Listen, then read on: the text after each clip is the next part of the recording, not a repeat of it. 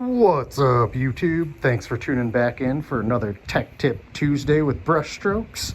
Today I'm going to show you some water droplet effects. The things that we're going to need, obviously something to paint. So I just got some aluminum panels here. They're small ones I had cut for doing samples. This one, they came painted in black, and this one is just black. I didn't scuff it or nothing. And then this one I actually painted in Quicksilver Chrome.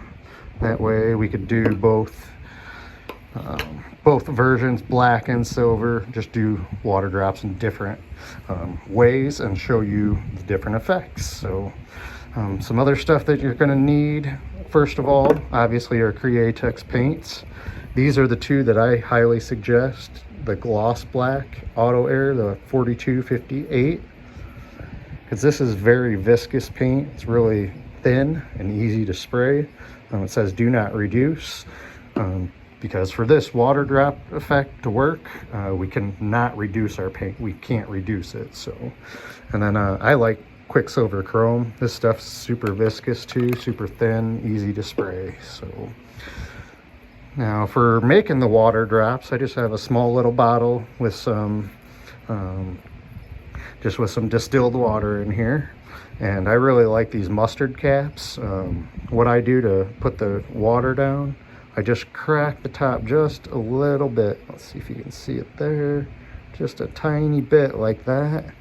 And then when I turn it upside down, the water is not coming out, and I can just squeeze it and kind of control the drops, and I can just touch them right onto the surface. So we'll show you that here in a second. And then one other thing you're going to need is some lacquer, a clear lacquer.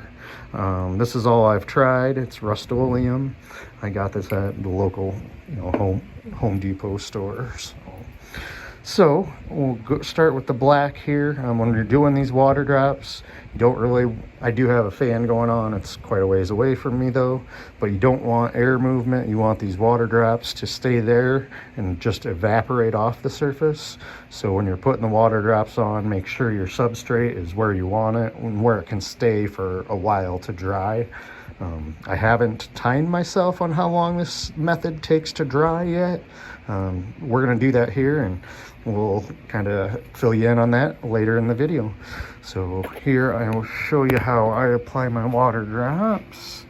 So I just take this, get a little bit coming out, just touch it to the surface. And when you choke this up too, you can kind of control it when you know how little water comes out. So you can do, bigger drops, more drops in a row like that. A second here.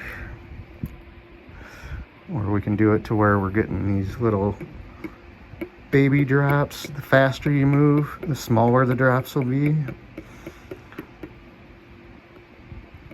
So I like to add a bunch of little small drops, kind of random all over, and then I go in and add some bigger ones.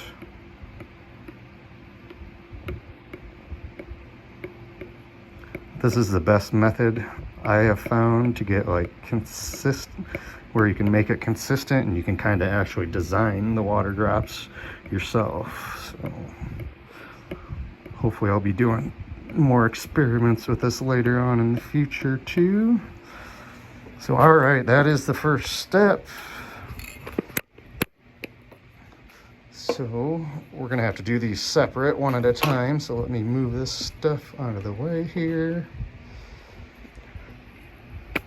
Now you can see those water drops on there. So what we're gonna wanna do, since we're using a water-based paint, if we just sprayed it on there, it would just melt right into that water. So what we need to do is form a protective barrier between that water and the paint that we're gonna apply in the next step. So first we'll take this lacquer, just shaking it up pretty good.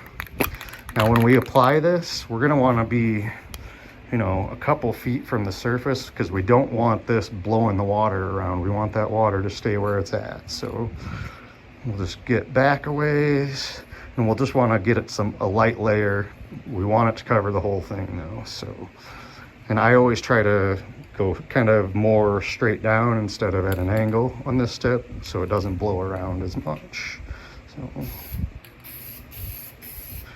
as you can see, it's kind of close there and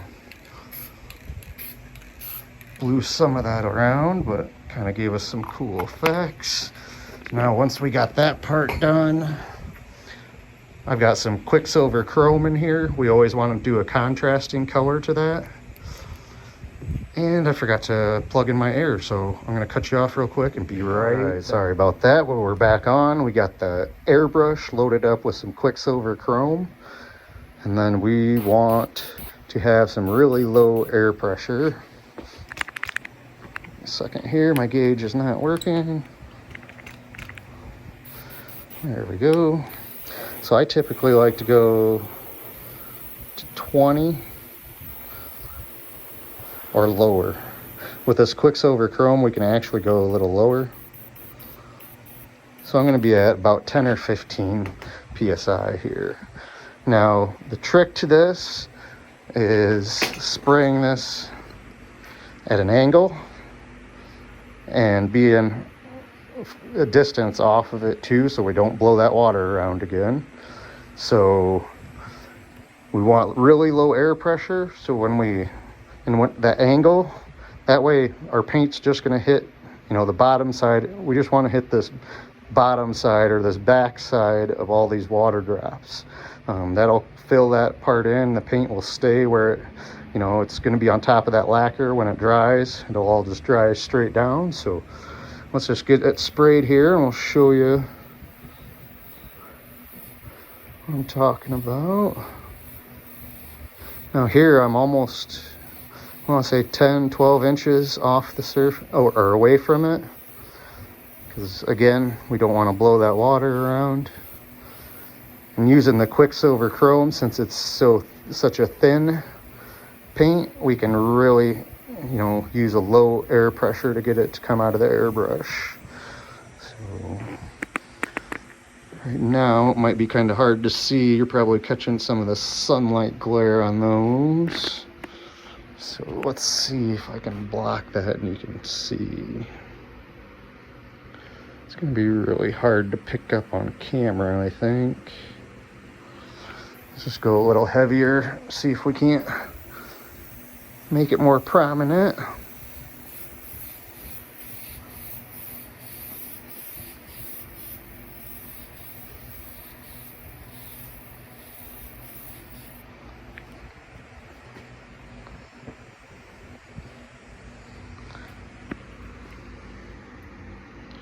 So now we're spraying this way, so all of our silver will be on the bottom of these drops when it dries.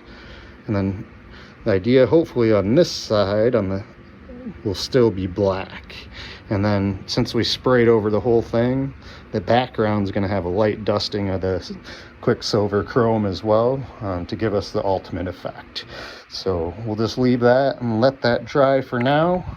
And then we will hop over and do this Quicksilver Chrome one the reverse way. All right, so we're gonna do this Quicksilver Chrome one. So we're gonna load up the Quicksilver, or the Gloss Black by Auto Air, Createx Auto Air.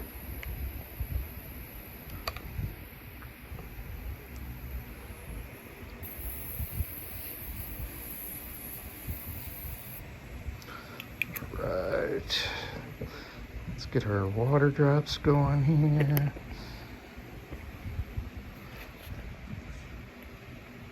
Try to do this one one-handed, get a little better camera view, hopefully.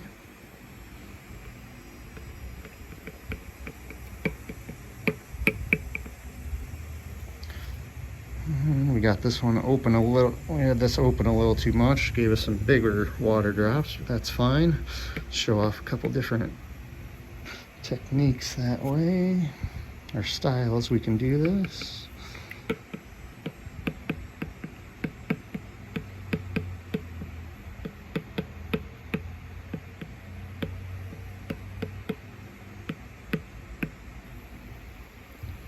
Alright, that looks kind of cool. So now we got our water down. take our airbrush again, still around that 15 psi. Whoops, almost forgot the most important step. Gotta lock it down with some lacquer.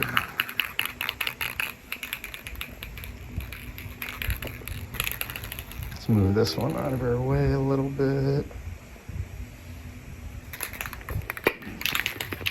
Once again, I'm gonna come almost straight down over the top of it, and I'm gonna be 2 or 3 feet off of it so I'm not blowing that water around.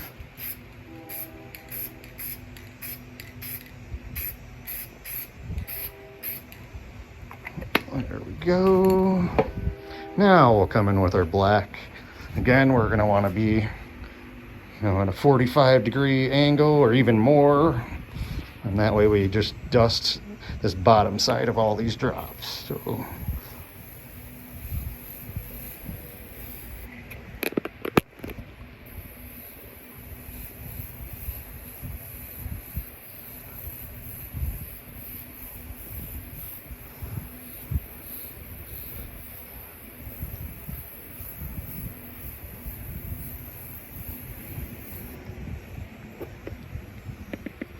once again, it's probably going to be hard to tell on the camera.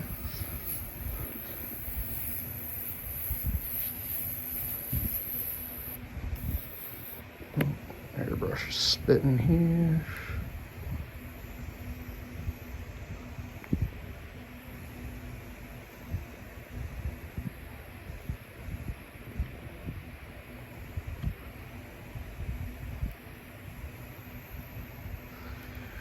This was spitting and it did get some, I don't know if you're going to be able to see, but some little black speckles all over it. Let's do another little coat here to give it a little more dramatic of an effect.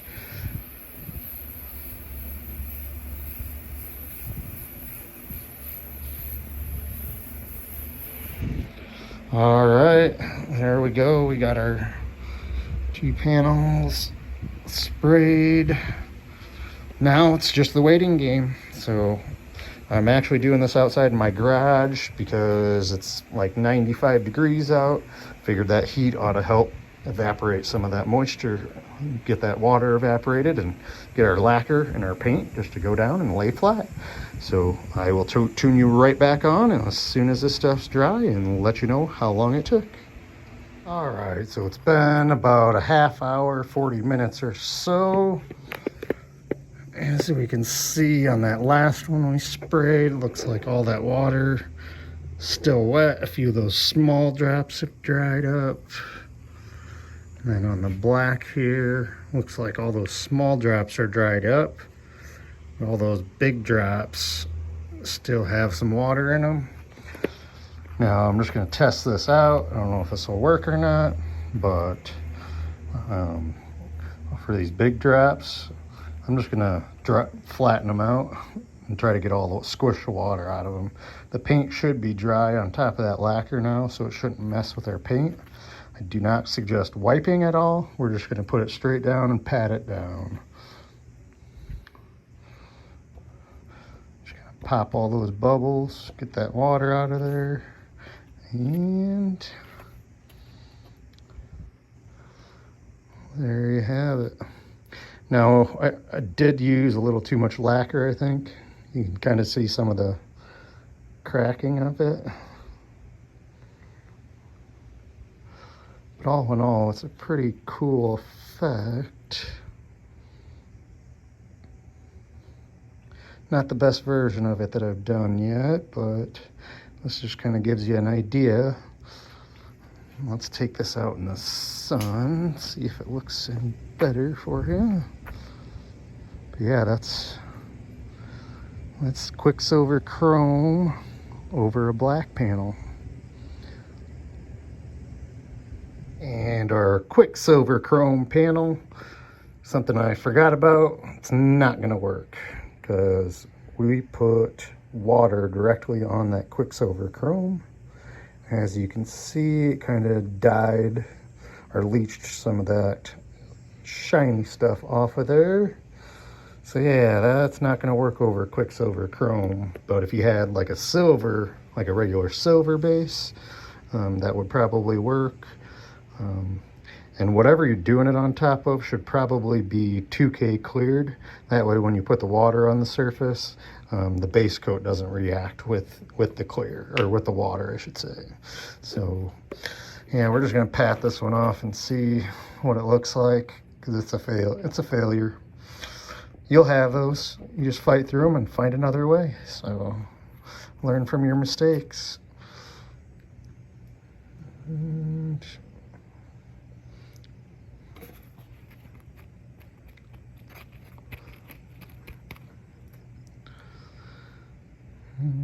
I mean, you kind of get the idea, but it does not look good in person.